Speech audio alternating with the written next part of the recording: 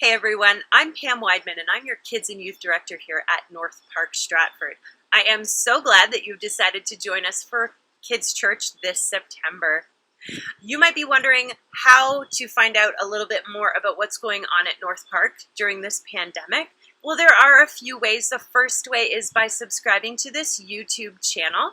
The second way is by following us on Facebook or Instagram. We're always posting things on there as well. And the third way is by going to our website, northpark.ca/register. And on there, you're going to find lots of good things about what's going on site and off site, as well as our kids elective that's going to be starting mid-October, as well as our youth group that runs every Friday starting September 11th.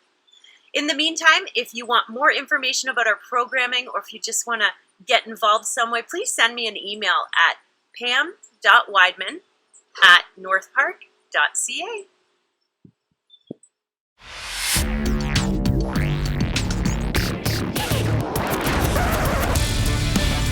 Everyone is part of a bigger story. It's a bigger story than you can imagine. It's a big story about a really big God. Discover the story that shows you the character of God.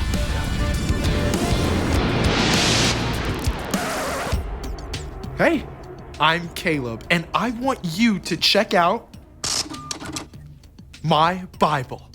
It's a whole library of 66 books in one. The story of God's love for us that runs deeper than the roots of the mountains and further than the most distant star. When you open its pages or scroll or click, you discover God's very own words written down by people who followed him. In these scriptures, we discover that through Jesus, we can have friendship with God and with each other. I've got 4 stories to show you what it can look like. So let's get started in the book of Ecclesiastes. Here, King Solomon, one of the wisest men to ever live, shares what he's discovered about friendship. 2 people are better than 1. They can help each other in everything they do. 1 person could be overpowered, but 2 people can stand up for themselves. And a rope made out of 3 cords isn't easily broken. When it comes to friends, 1 + 1 always equals way more than 2. Now, that's some new math I can handle.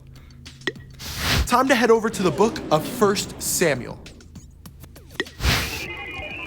Okay, here we discover one of the most famous friendships in the Bible, David and Jonathan. Jonathan is the king's son, so he should be the next king, right? But God's already chosen John's friend David as the next king. You'd think John would be jealous, but instead, he goes over and above to keep his friend safe when David finds himself between a spear and a hard place. Now let's jump ahead a couple books to 1 Kings. The kings of Israel after David and Solomon are a mixed bunch, but God sent the prophet Elijah to speak truth to them. It's a lonely job, and Elijah's on the run for his life. When he cries out to God in despair, God sends help, a young man named Elisha. Now, Elijah's got a prophet in training and a true friend to face the whirlwind journey ahead. Okay, we wrap up in the book of John. For 3 years, Jesus traveled everywhere with his closest friends. Then he was killed and returned to life. His friends were stoked, but Peter was on edge. See, before Jesus died, Peter had said 3 times he didn't even know Jesus. Would Jesus maybe be angry? Even unfriend Peter? Let's just say when they come face to face, there's nothing fishy about the way Jesus responds to Peter. Being a friend, it's not always easy, but God can give us the courage and kindness we need to show true friendship. And I can't wait to see how it plays out in you and me.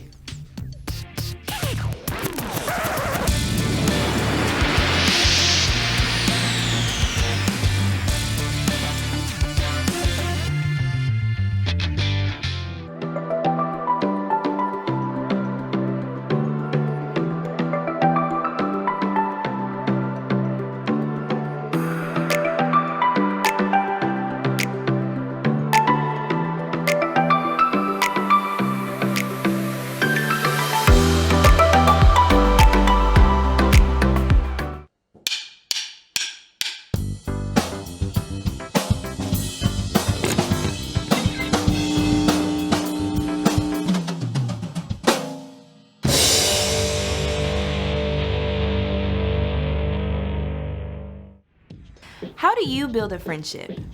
Some people think it's all about climbing the ladder of popularity or gathering the biggest number of followers on social media. Others believe it means throwing a birthday party at the best place so everyone will want to come, or even laughing along when someone makes a mean joke so that you can fit with the in crowd. But none of those things can promise you real friendship. Building true friendships is not about being in. It's about being the in for others. It's showing someone that you care about them, and not just yourself. It's a smile and an encouraging word when someone in your class is having a bad day. It's making a spot at your lunch table for the kid who doesn't have a place to sit. It's inviting a new kid to your birthday party, even if it's just in the backyard. It's taking time to make your own get well card for the kid in your small group who broke his leg. When you choose to be a friend, you create a safe, welcoming place for others. You'll discover you're building true friendships, and others will see God at work in your life. That's why friendship is an amazing way to worship God with your life. Because worship is about more than just singing loud. It's all about living loud.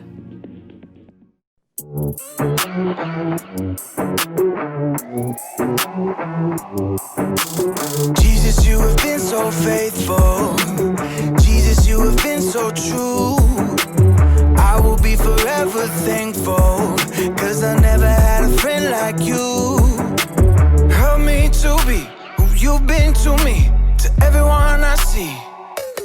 Let us love one another with a love like no other yet. That's the way you love us, God. Never turn away, you are with us every day, yeah. That's the way you love us, God. Your love has always been beginning to end. There's never been a better friend. So let us love one another with our love like no other, yeah. That's the way you love us, God.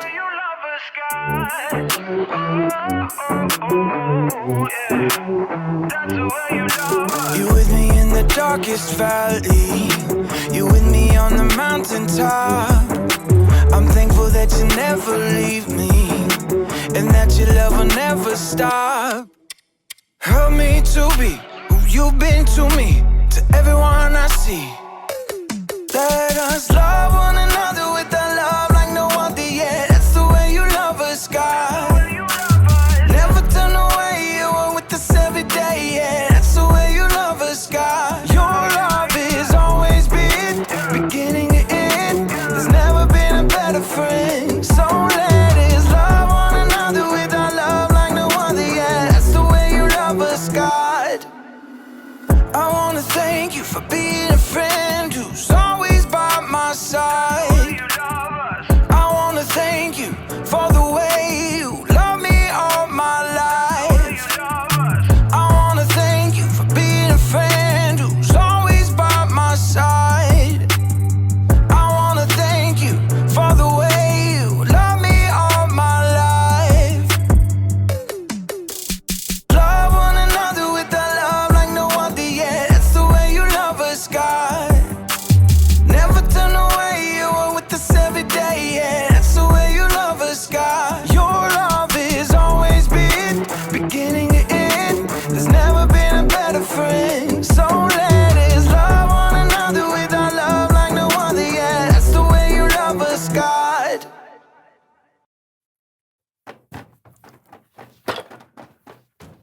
Hey, man, how you doing? You got everything? Did you bring them?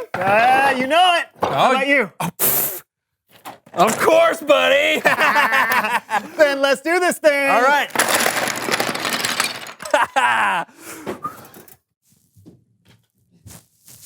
Hit it! Woo! Yeah! All right! Build! Oh, yeah! Go! Let's go! Woo! Ow! That's hard and it hurt!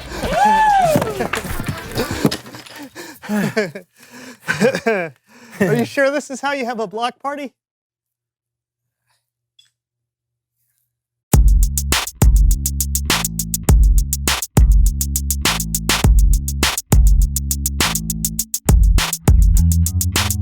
Hello, everyone. I'm Brandon. And I'm John, and this is the So-and-So Show! On this show, John and I hang out here talking together about the world we live in. We learn a little something about God, and then we discover what it means to be human. Man, we do all that? We're good. I know. And today's no different. We've got a fun day planned, and we're going to get started with a little game we like to call the $1,000 Triangle. John, show me the money. You don't have the money? I spent it all on olives. What? Never mind. Okay, today we're going to play a little game called the $25, $26, $27, $28 and 31 cents. Woo! Triangle. It's time for the $28.31 Triangle! All right, here's how the game works. I'm going to try and get John to guess the answer on each of these cards. Shouldn't be too tough because the category is famous duos, people or things that go together. John, are you ready to play $28.31 Triangle? You bet I am, Brandon. Then let's play. Okay, here we go. Number one. Okay, this is something that you write with and something that you write on. Oh, a chisel and stone tablet. No, it's a little more modern than that. Oh, a finger and an iPad. No, okay, think about this. This is very common. It's something you write with, something you write on. These are two things that go together. They are... Mortal and pestle. No, what? Pass, next one. All right, okay, you can get this one. This is, okay. These are two things that taste great between two slices of bread. Oh, what is anchovies and mayonnaise? No. Oh, ketchup and sugar. No, okay, it's one of the most famous sandwiches you can think of. To all beef patties, special sauce, lettuce, cheese, pickles, onions on a sesame seed bun. Famous duos. Pass. Oh my. Vladimir and Estragon? Yeah. All right, these are two of the coolest guys on the planet. Who's Thomas Alva Edison, who invented the incandescent light bulb, and Sammy Hagar? No, these two guys, they have a lot of fun every week and help teach people about God and the Bible. Oh, Mel Solomon and Greg.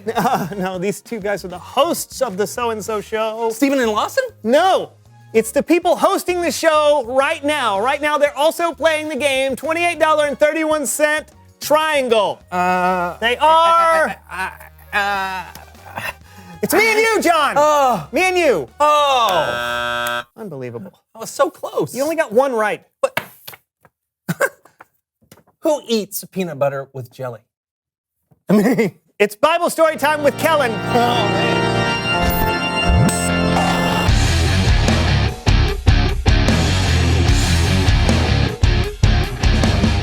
Hello, my friends. How's it going? Pretty good, Kellen. John didn't know we were a famous duo. Oh, I thought we were a famous trio. Hey, you're right. That's why I missed it. Yeah. What story do you have for us today? Well, speaking of duos, today I want to talk about one of the most famous duos in history, David and Jonathan. And to help me do that, please welcome the So-and-So Show players. Jonathan was the prince of Israel. Hi, I'm Jonathan. And his dad, King Saul, was the very first king of Israel. I am king. David was Jonathan's best friend. Hi, I'm David. He killed Goliath. He was a really mean giant. David was a national hero, and everyone loved him. Oh, stop. And don't tell Saul and Jonathan this, but God had decided that David was going to be the next king of Israel. What'd he say? I'm just telling the story. Still, Jonathan loved David, and he gave his friend gifts that were good enough for a prince. Here, friend. It's my bow and arrow. Thank you, best friend. And my princely tunic. Thank you. You. And my favorite pillow. My favorite soccer ball. Thank you. Hold on. There's more to come. And all of the important things. You'll sleep well with him. Thank you. This will help you in a jam. Thank you. And this will always provide the light just the way you want it. Oh, thank you. Jonathan probably didn't give David a lampshade, but you get the idea. They were best friends. Unfortunately, King Saul was jealous of David because everyone liked him so much. So King Saul sorta wanted to kill David. Why did your dad want to kill me? What did I do? Well, he's not going to kill you. Look, Dad tells me everything. He wouldn't keep something like that from me. Maybe he didn't tell you because he knows how close we are. Oh. Mm-hmm. Oh. Mm-hmm. What do you want me to do? I'm supposed to eat with the king at the new moon feast tomorrow. Tell them that I couldn't make it. And if he gets mad, then you'll know for sure he's trying to kill me. Can you do that? Yeah, I'll do it. Wait, how will I know how your father reacts? I have an oddly over-elaborate plan that might just work. You see that stone out there? Yes. I want you to wait by that stone. After the feast, I'll come out with a servant and I'll shoot 3 arrows into the field. And if everything is okay, I'll say, look, the arrows are on this side of you. And if I find out that Dad wants to kill you, I'll say, look, the arrows are far, far beyond you. And if I say that, then you definitely need to run. Okay? All right? Got it? Okay. Why wouldn't you just send your servant out there to tell me during... There's no time for discussion, okay? The game is afoot. Let's go. Good. Okay. The plan was in place. Everything was set. David had chosen not to eat with the king at the new moon feast. The only question was, how would King Saul react? Well, on the second night of the feast, King Saul noticed something was missing. Son? Yes, Father? Where Yes. is Yes. the catsup? Oh, it's, right here. Right, it's right here. Oh, thank you. Thank you. And, thank you. I believe it's pronounced ketchup, last I heard. Yeah, well, the more you know. Also, where Yes, Father? is Yes. The mustard? It's right there.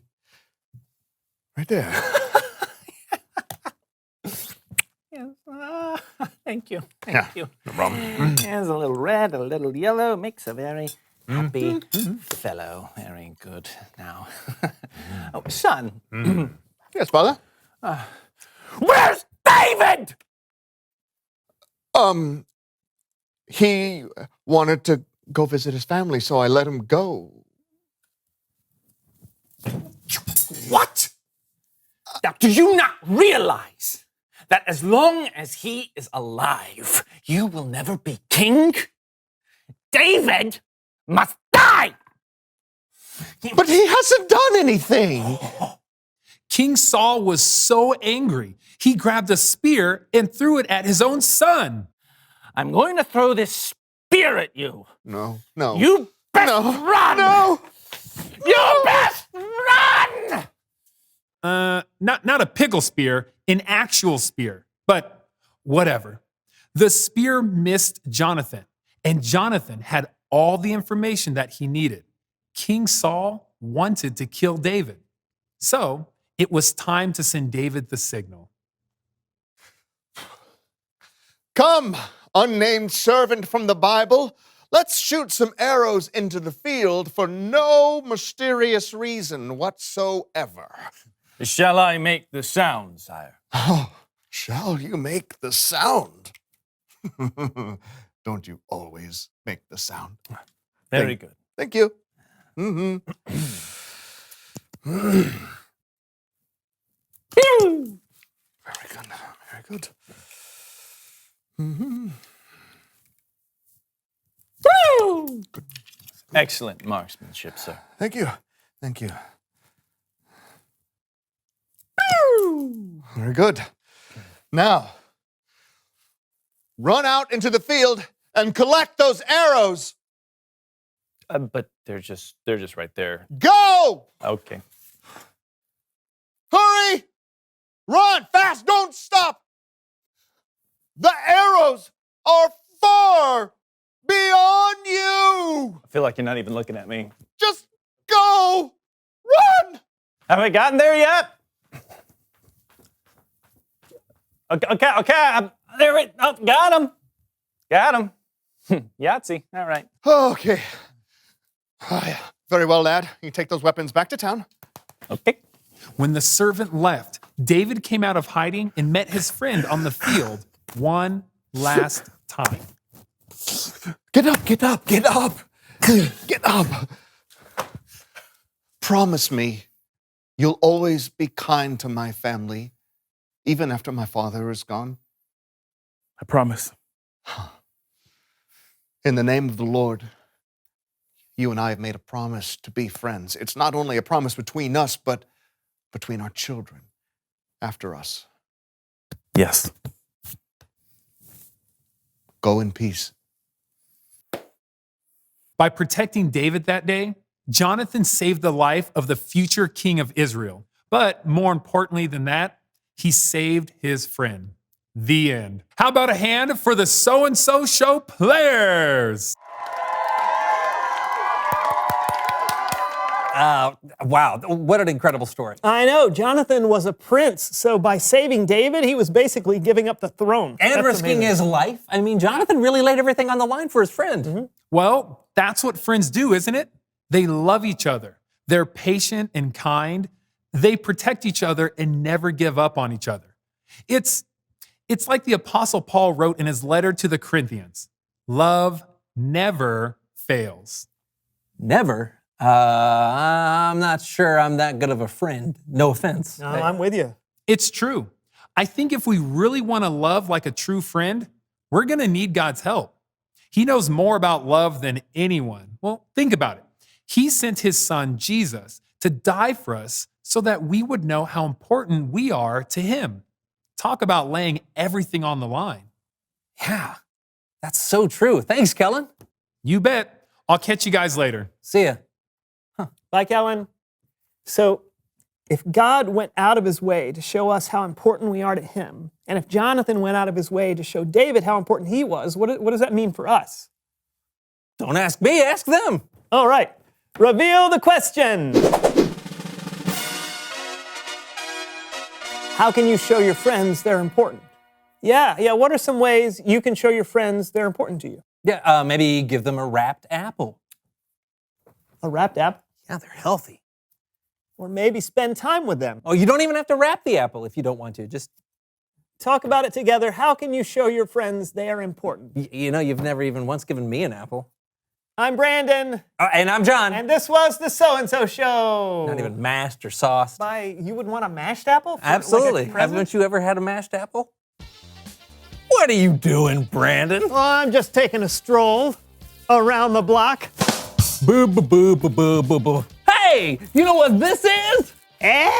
It's a chip off the old block.